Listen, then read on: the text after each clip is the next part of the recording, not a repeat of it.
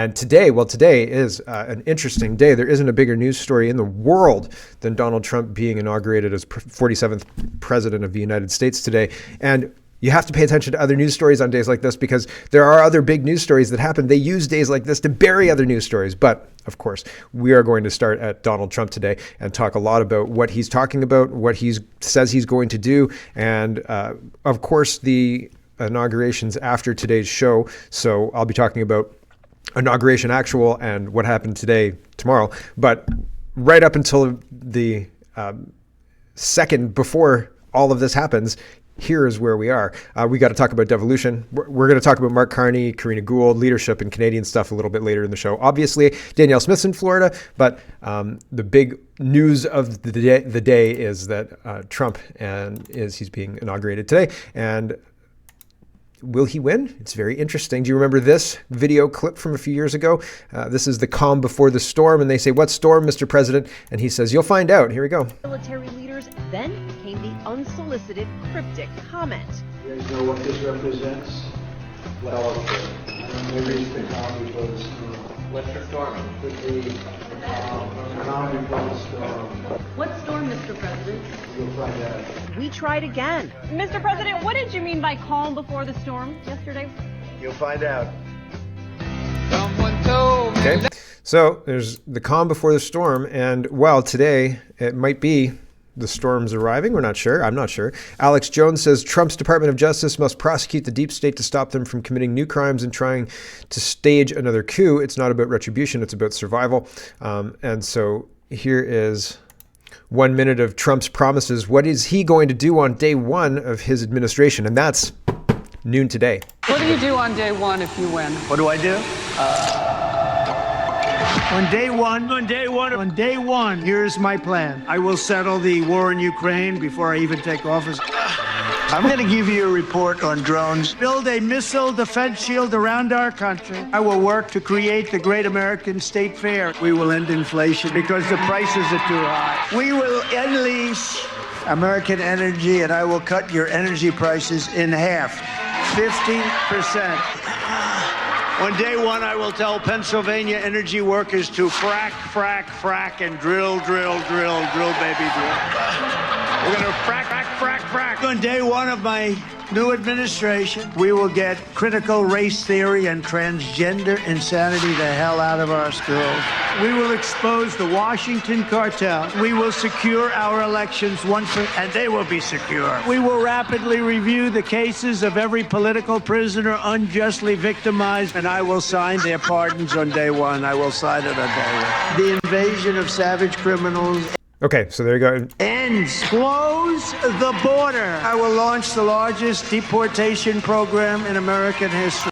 Okay, and there's 3 more minutes of that. Okay, and he's not even getting started. Where are our politicians? They're not. They don't even want to talk about this kind of stuff. They don't want to mention it. COVID. Forget about COVID. They don't want to mention anything about anything, right? And Trump is saying, "Listen, we're gonna fix all of this stuff," which is very interesting.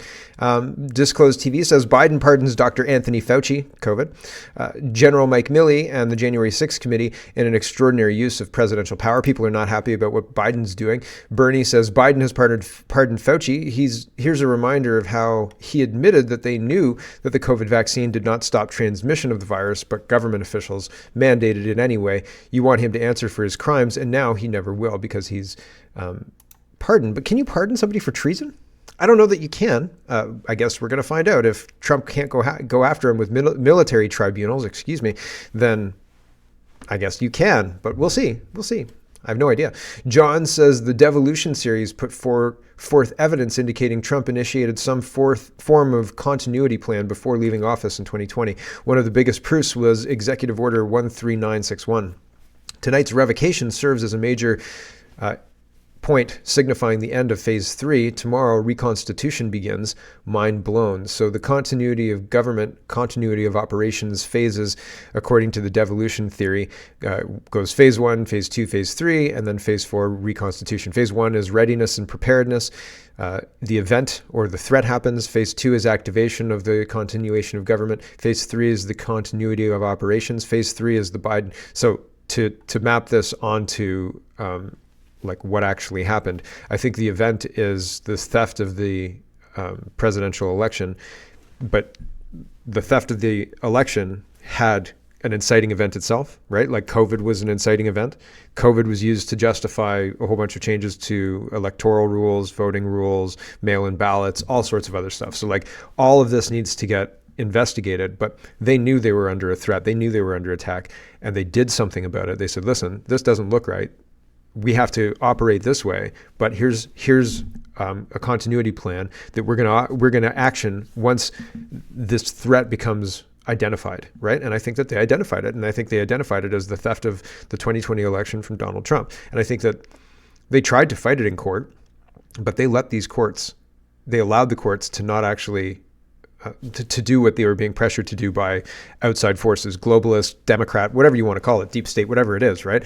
But they allowed them to do this. It was kind of a sting operation. And so now phase 3 was allowing Biden to do what he did.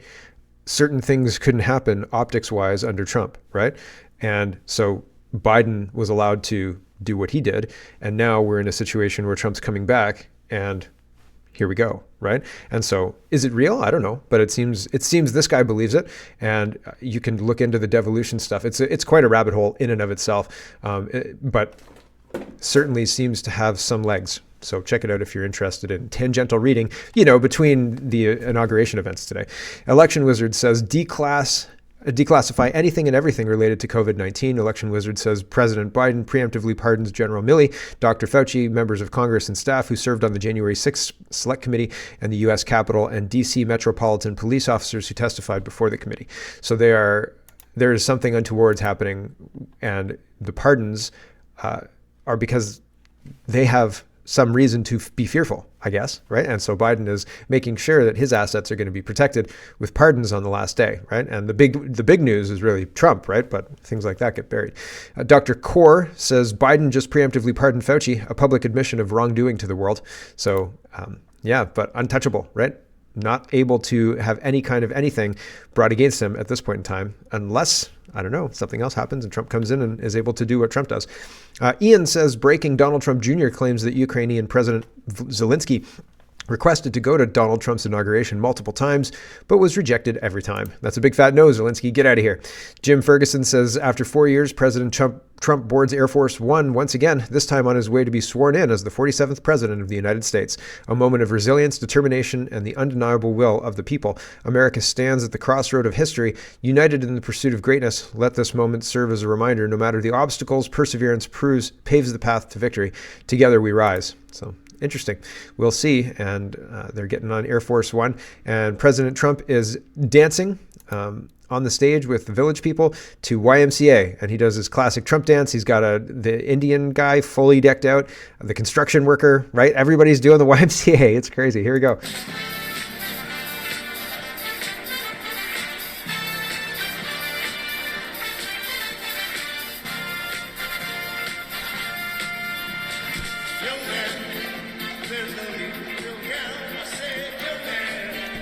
Such a weird, we're not going to listen to the whole YMCA. There's view 1, view 2. Here's another one. Trump dancing from the background.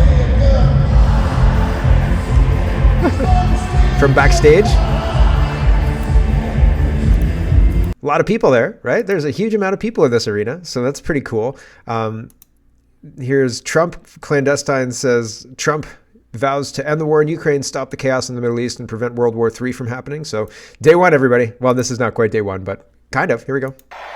I will end the war in Ukraine. I will stop the chaos in the Middle East, and I will prevent World War III from happening. And you have no idea how close we are. I will end the war in Ukraine. I mean, that's a tall order. That's like, that's Babe Ruth calling his shot, right? It's pretty wild. Resist the Mainstream says, Trump, this nation does not belong to them. This nation belongs to you. I believe him. He seems genuine. Trump seems genuine, like he believes what he's saying here. I hope I'm wrong. I hope I'm right about this one. I hope that my gut instinct with him is that he really is trying to do what he's saying here. And we need somebody to do that here in Canada. We need somebody to understand that the government works for the citizens, not for the globalist interests, not for the corporate interests, but for the citizens themselves. Here's Trump. Past 9 years, you and I fought side by side against the most sinister and corrupt forces on earth. And in our magnificent victory on November 5th, you showed them once and for all that this nation does not belong to them. This nation belongs to you.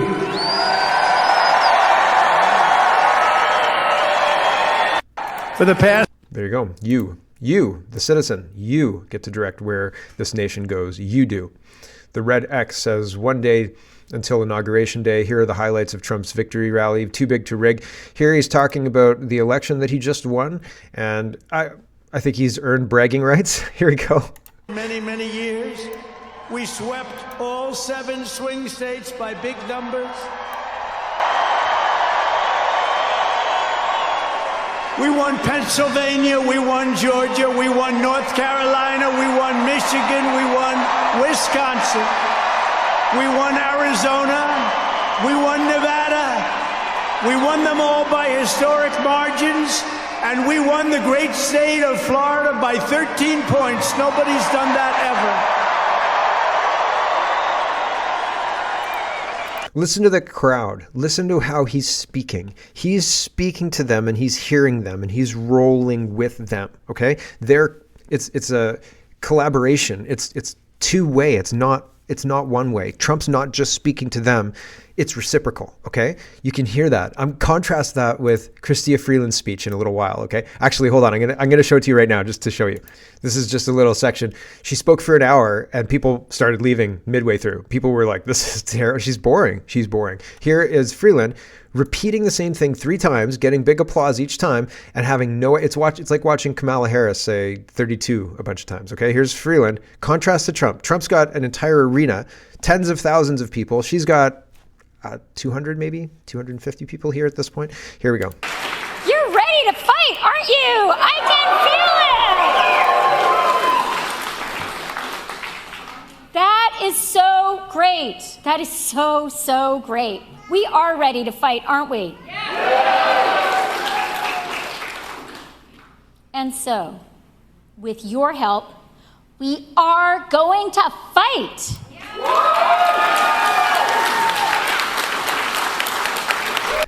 She gonna say anything ever, right? So it is vastly different than how Donald Trump can interact with a crowd. Donald Trump is reciprocal with his crowd. There's a whole bunch of tweets here with the highlights from his rally last night, his victory rally last night. I'm not going to go into it. I'm just going to show you a couple. One, Mario says, Trump, you'll be very happy with my January 6th decision. So he's going to, well, presumably he's heavily implying that he's going to free the political prisoners who have been in jail for years and under terrible treatment.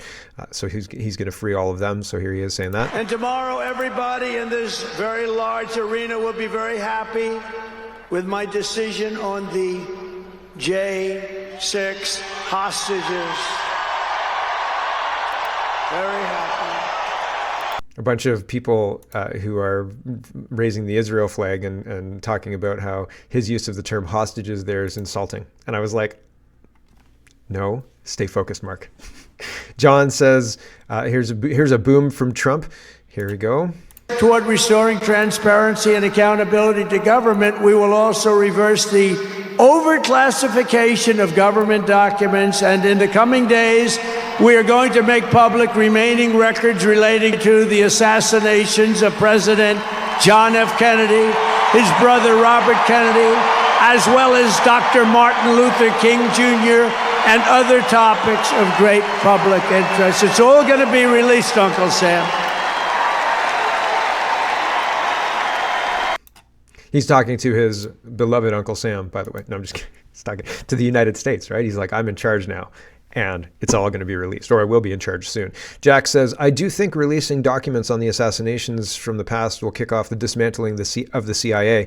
That's a big deal. There was somebody yesterday, and he was a deep state kind of guy. Like I looked at his X profile, and he looked like a contractor or somebody who's in that world. And he's like, I've read these files, and there's nothing to see here. It's just, it's just regular things that you would expect, blah, blah, blah, blah, blah. And I think that's bullshit.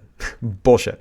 Here's Danielle Smith, and she says, honored to see my good friend North Dakota Governor Doug Burgum, nominee for U.S. Interior Secretary and head of the U.S. Energy Council, as well as Chris Wright, nominee for U.S. Energy Secretary, wishing them both all the very best as they go through their confirmation hearings, and look forward to working with both to secure North American energy dominance. So this was on the 19th at 2:32 p.m. I don't know where she is. I'm assuming she's down in Florida taking part in all of the Trump effect glow. Like, you've got everybody who wants, like, Trump is talking about restructuring the United States, making it easy to start energy projects, making it easy for them to be productive, et cetera, et cetera. So a lot of people are going down and saying, like, how can I take advantage of this? How can my state do this? And so Danielle Smith is in the right spots to be talking to those people if she is indeed in Florida. And that's why I think she's in Florida. Like, it doesn't seem like she's in Panama or anything like that. It doesn't seem like she's, in, where is it? North Dakota with the governor in North Dakota. It looks like everybody's going down to see Trump, right? You're going to bend the knee. You're going to see what you can get out of this new leader, right? And so everybody's there. Danielle Smith's there. None of the other premiers are there. So that's weird. Or I haven't seen any evidence that any of the other premiers are there. So more fool them, right? It's like your buddy's telling you buy Bitcoin and you're like, it's fine. And then you find out Bitcoin's $100,000 a coin. And you're like, oh, darn, I missed it. Oh, well.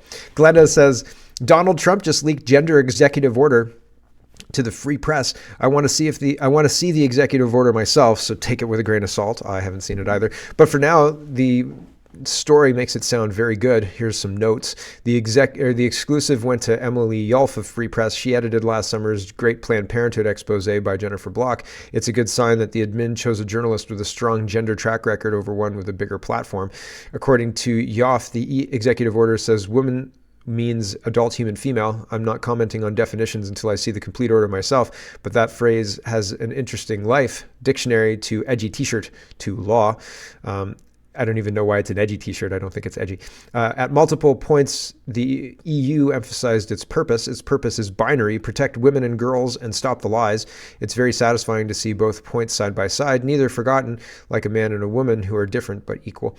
The NYCLU argues that binary male-female options on government forms force non-binary people to lie about their gender. I wonder if NYCLU's big brother, the ACLU, will make the same argument on the national stage regarding passports. Some state mandates preferred pronouns by regulation, AFAIC, ACLU, and state AGs don't sue to enforce the regs. I think they know the regs violate free speech rights. Will be interesting to see if they challenge the executive order on this point or let it slide. So it's interesting. We'll see how strong these executive orders are later today, but it sounds like Trump is coming in like a wrecking ball, and I think that that's probably a good thing. And finally, let's talk about Canada and China. And Queen Paula says, why now? Trump has 500 other critical things to deal with out the gate. Why threaten Canada now with tariffs? Why not wait until after Canadians have voted out Trudeau and his corrupt regime? Why not wait until he can deal with smarter, more reasonable leaders? I just don't get it. Gray Matters podcasts brings us up to date. And I think I agree with his assessment here. He says, we are not a sovereign country. We are controlled by the CCP, the Chinese Communist Party. The United States is in a Cold War with China, the Chinese. Do you understand now? So we represent, where before we were an asset to the United States, we were their little brother. We, paid some kind of money for the government, for the military, NATO, all of that kind of stuff. And now we don't. And we expect them to protect us. They are protecting our Arctic. And there's a huge subsidy there, with the military being subsidized basically for free, 1% where Trump wants 5% or more, 2% up to 5% or more because of the special relationship.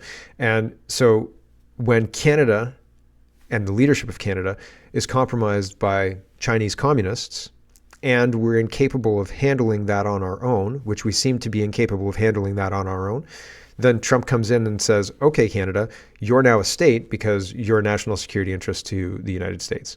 Because we lose that trade war and we lose that land war. And if China started invading, probably the United States would have something to say about that, right? And also, have you been to Vancouver? So it's interesting, right? It's very interesting. And I think that he's right. I think that the United States is acting on a national security threat that Canada represents. And I don't know, again, that we're going to have a say in how Trump solves that problem. Like, we may not be given a choice.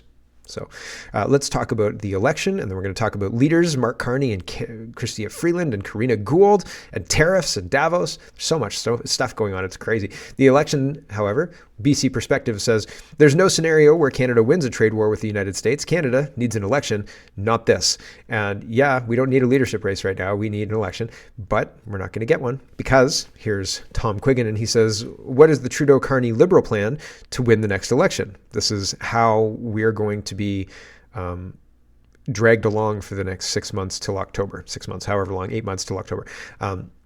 Tom Quiggin says, what is the Trudeau-Carney Liberal plan to win the next election? Background, President Trump wants a 25% tariff on Canadian goods and points out Canadian support for terrorism and fentanyl distribution as the two big issues. Liberal plan, studiously ignore the fact that Canada has been overrun by a variety of terrorist entities in the last 10 years. Studiously ignore that China has infiltrated all aspects of the Canadian government and that Canada is a major player in fentanyl and money laundering. Claim that border security is being increased, but do not take any real actions. The much vaunted $1 billion plan from Trudeau's spread out over 6 years. Crash the Canadian economy by getting into a trade war with the United States, as per Ms. Jolie. Blame Trump for all the liberal disasters over the last 10 years. Campaign by saying conservative leader Poilievre is really just a mini Trump. Select Mark Carney as the liberal leader. Declare a state of emergency based on the economy and claim that only Mark Carney, Wall Street darling, can save Canada. Mark Carney is responsible for all the policies that got us here. Trump's going to also enact an economic emergency and I think another like a military emergency to enable using the military at the southern border. And he floated doing that during his first term. But I think, again, we are in a situation where the first term and the second term, the first Trump term and the Biden term were a sting operation, and we're entering the cleanup phase now. That's what I think. And that's why I think we went through the 4 years of Biden. And I think the reason that Biden was so crazy and the Democrats were so crazy is because maybe they thought they vanquished Trump, but also they thought that their time was limited and they had to get their plan implemented, because once it was implemented, it would be like you couldn't undo it at that point in time. So they were racing to get it done and they couldn't get it done. And now Trump's coming back and they're kind of screwed. And it's like you're being robbed and you came home halfway through the robbery and the criminals go into the bathroom and you're like, oh man, like you're gonna take a poop here? Like seriously? Right? So like caught. Maybe we'll see. Here is, I think there's another. No, this is weird, and the China stuff echoes all through this leadership's discussion that we're going to have over the next series of tabs. So pay attention to China, because China is going to rear its ugly head over and over and over and over and over and over again and over again. Okay. Poilievre says, faith, family, freedom. Thank you to Vaughan's Tamil heritage and cultural organizers for bringing us together to celebrate these shared Canadian values. Yesterday, I said, can you do some events showing Canadians doing these values, please, Mr. Poilievre? But I don't actually care because I'm not voting for the Conservatives. It's just interesting that they pander to everybody but Canadians. Natasha says, the job you're running for is the Prime Minister of Canada, yet you pander at least as hard as Trudeau does to special interest groups and ethnic minorities. What this signals to all Canadians is that you are as insincere and cynical as the liberal traders who have sold out our culture, institutions, and our country to foreigners and foreign interests. Our society is deeply divided. We have national holidays, customs and sacred events for all Canadians. What politicians wish to do privately, religiously, and socially is, of course, their own business. But what they do publicly is deeply symbolic. You're not perpetuating our shared customs. You're not championing the religious foundation which underpins our society. You aren't holding our own holidays to special status. You aren't telling our own stories. You're attending the niche events of sub-minority special interest groups and slapping a Canadian label on the events. Have you ever been to Sri Lanka? Can you actually compare Tamil culture to Canadian culture to know what they compare, where they compare and contrast? It's all just so ridiculously just disingenuous and divisive. Shared stories, culture, religion, and holidays are critical to a cohesive and united population. The number one issue for Canadians is the mass invasion, and we want our country back. It isn't only white Canadians who want our country back. Patriotic, visible minorities are sick of the pandering too. Visible minorities who like pandering know they will get more free stuff from the Liberal Party and won't vote for you guys anyway. Canada isn't just an economic zone with 100 different competing ghettos. Read the room or don't and lose. Okay. Yep. I think that's accurate. Here's Pierre Poilievre. He says, I joined a beautiful Rolla Gala in Markham last night for an early welcome to the Year of the Snake. Right. The Year of the Snake. right? How about the year of the foreign interference? Brett says, are you running for Prime Minister of Canada, Pierre? Because your pandering posts definitely don't indicate that. Trudeau was a snake, and we don't want another one. Indeed. And here is the Conservative Party. See, that's just China rearing its ugly head. Year of the snake, right? I loved when I was a child and we did all that art in school about the year of the snake and the year. We learned one year that it was the year of the monkey, but it was kind of like a footnote. Like you're listening on the radio and you hear, oh, did you know it's the year of the monkey? And it wasn't like, let's do a whole big thing about it. It was like, oh, did you know that it's the year of the monkey? Weird, right? Next. Anyway, here's Bob, and he says, Conservative hopefuls held a membership drive at Newstream, the real estate agency that FinTrack fined $320,000 in 2022 for breaking any anti-money laundering laws. And it says, Conservative membership drive with Lita Cabal and Edward Wong, Vancouver Fraserville.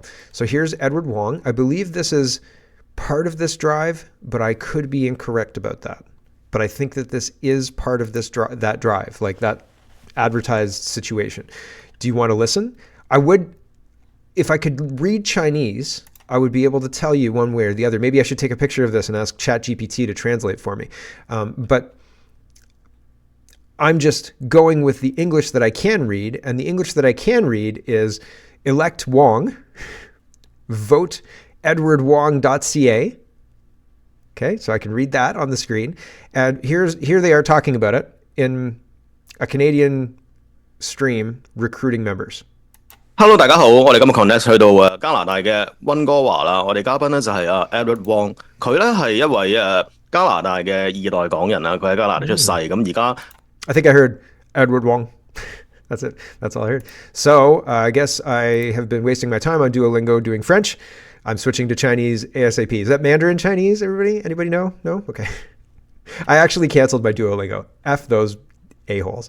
I was on the Diamond League. Diamond League was the top language league that you could be on. I was on the Diamond League for years, and I just kind of bounced around from 10 to 18th, right? Depending on how many lessons I did a day.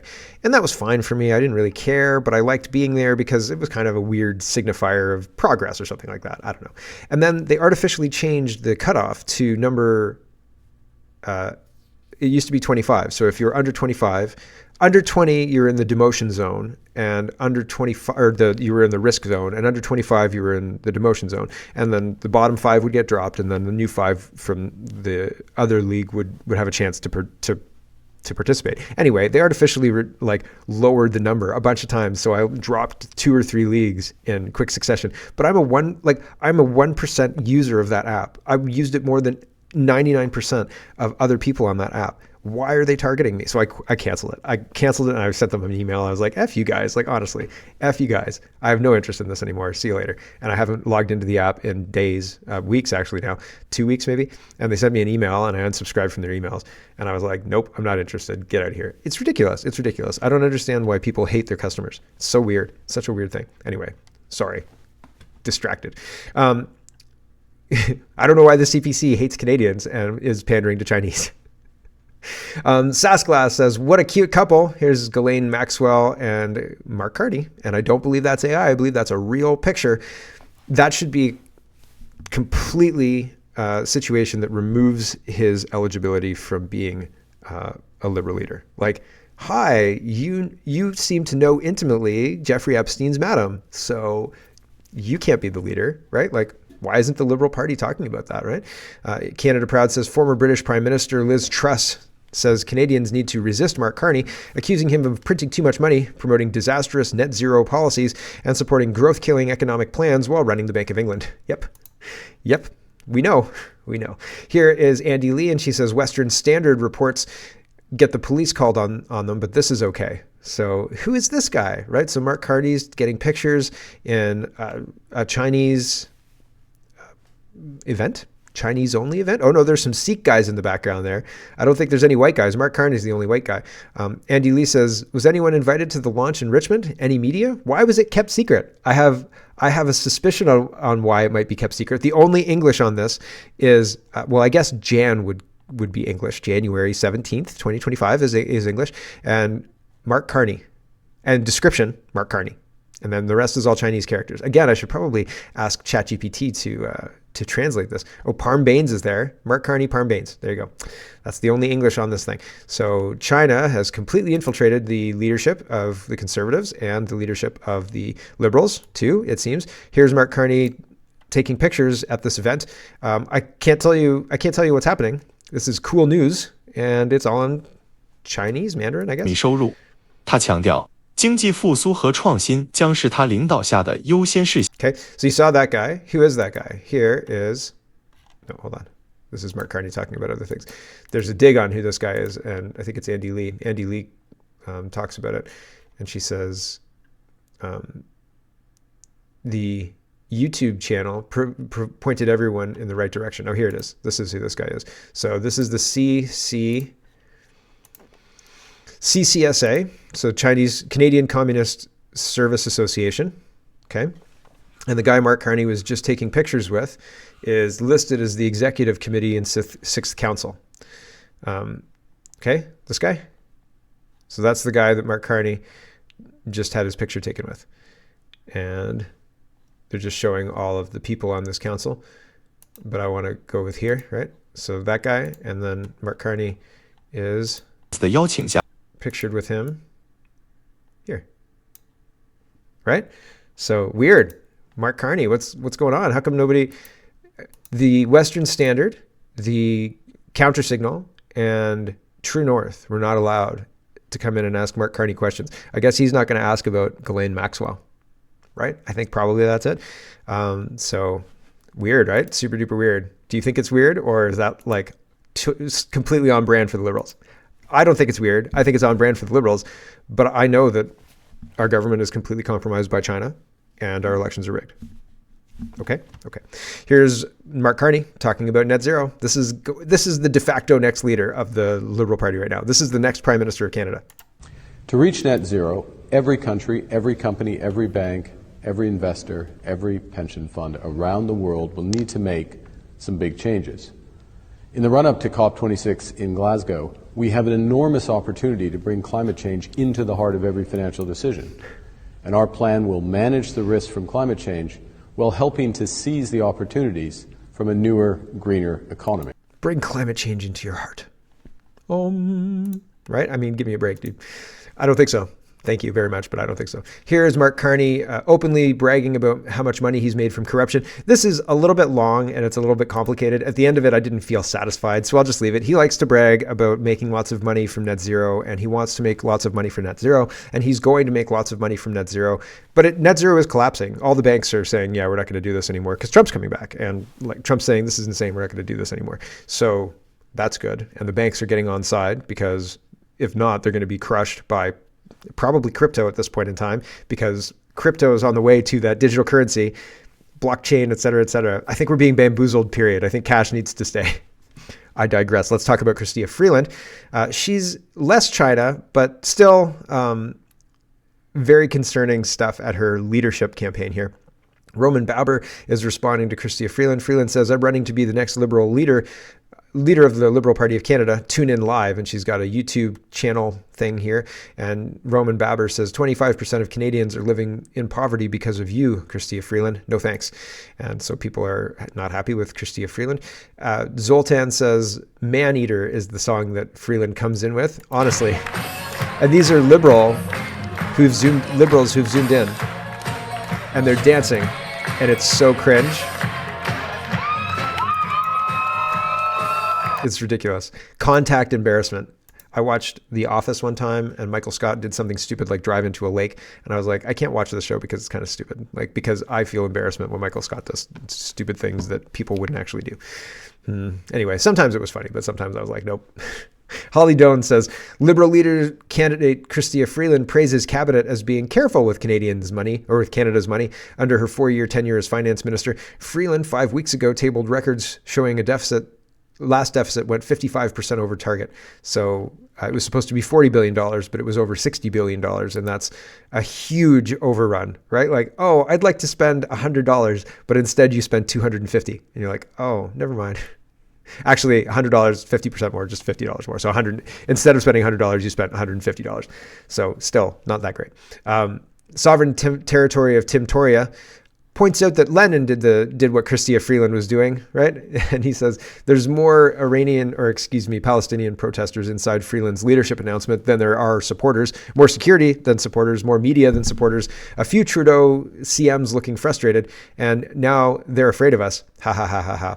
So Chrystia Freeland's red painted profile picture, which she's changed now because it didn't fly, and there's Stalin's red picture as well. Stalin or Lenin? I don't know them by look. So I'm going to go with Lenin? Stalin? No, I don't know. I don't know which one. I'm sorry. Anti-Taxer says, I didn't edit this clip of Chrystia Freeland. Are you ready to fight? This is, again, the cringy one, and I don't want to watch it again because it's just really cringy. But that's not how you talk to an audience. Even me, like, can you imagine if I was doing my show that toned in that tone deaf kind of way? Like, she's not talking to her audience. She's just reading her notes, right? And somebody thought that these would be good lines, and they put them in there, and put probably pause and things like that. And that's not how audiences like to be spoken to, and that's not an engaging speech. In an engaging speech, you take people on a journey. You take them somewhere. You show them things that are interesting. You're like a tour guide, right? Whereas if you are just saying talking points, people get bored and they walk away because they're not interested in the bullshit you're spouting. Camille says, here's a video of all the protest disruptions at Freeland's Liberal leadership launch. Freeland wasn't able to gain any momentum during her speech after more than a dozen pro-Palestinian protesters interrupted her with chants and heckles. Yeah, she wasn't able to get any kind of momentum because she's a bad speaker who wasn't listening to her audience and didn't have any interest in listening to her audience because mostly it was security and staffers and paid people who were paid to be there, and the people who were paid to be there then turned out to be protesters. Here's some of the protests.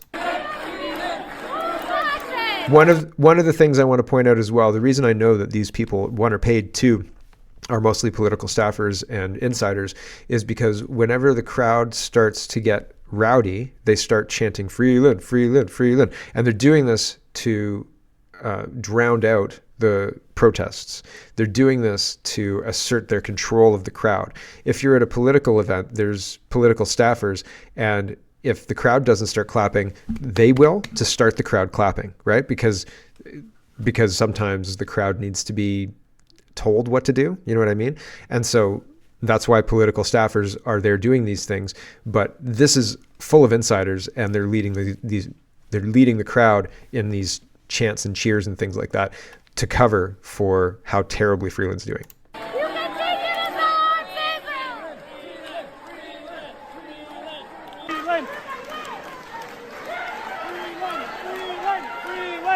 You can hear the political staffers trying to start the chant.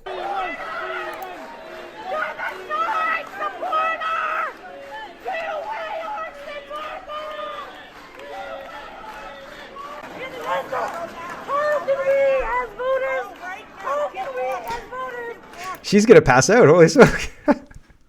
Not enough air in here. Canada Proud says, what an embarrassing start. Here's some more Chrystia Freeland talking, and she can't get her speech heard over the protesters. The St. Albans Boys and Girls Club today.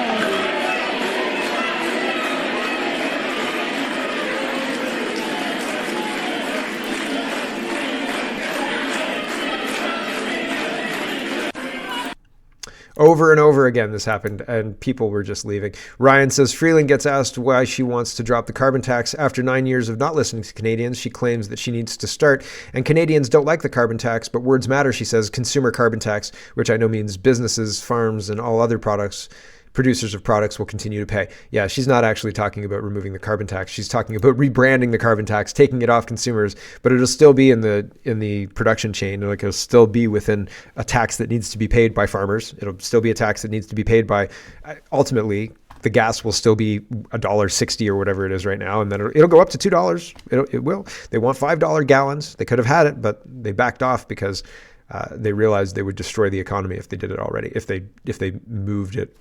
If they moved gas up to being that expensive. But they want to phase out gas, and they are trying to do that so you do not have an option. You can only choose an electric car. Here's Chrystia Freeland lying about the carbon tax. To fight against climate change. We all get that. We need to do it for our kids. We need to do it for the planet. Climate change is a hoax they use to steal our tax dollars, and it's cloaked in, oh, for your safety, comrade. If we don't do this, our children are not going to be able to feed themselves, and it's nonsense, and they're stealing our tax dollars. And anybody using climate change as an excuse to increase taxes or anything like that should be automatically excluded from being eligible for office, and they should be investigated for being Marxist, communist, probably. Liberals believe in that, and that is a fight that has to continue. But it is also the case that we need to get better at listening to Canadians and at listening to what Canadians are telling us. And we have heard very clearly from Canadians in provinces where there is a consumer-facing price on carbon that they don't like it. That's something that we have to listen to. Democracy means when people tell you something, you have to listen. And I will Christia, we don't like you. We don't like you. Go away, go away, go away. We don't like you. say our party hasn't been good enough at that. That has to change, and I am going to change that. Go away. Go away. Please. Hello, everyone. Thanks very much for watching. This is just a short version of a longer show. If you'd like to get the whole show, you can go over to CanadaPoly.com and sign up for a subscription. Just look in the drop-down tab for Shop and Donate and look for subscriptions, and you'll get immediate access to the full show. Love to see you. Thanks for watching, everybody. Have a wonderful, wonderful day.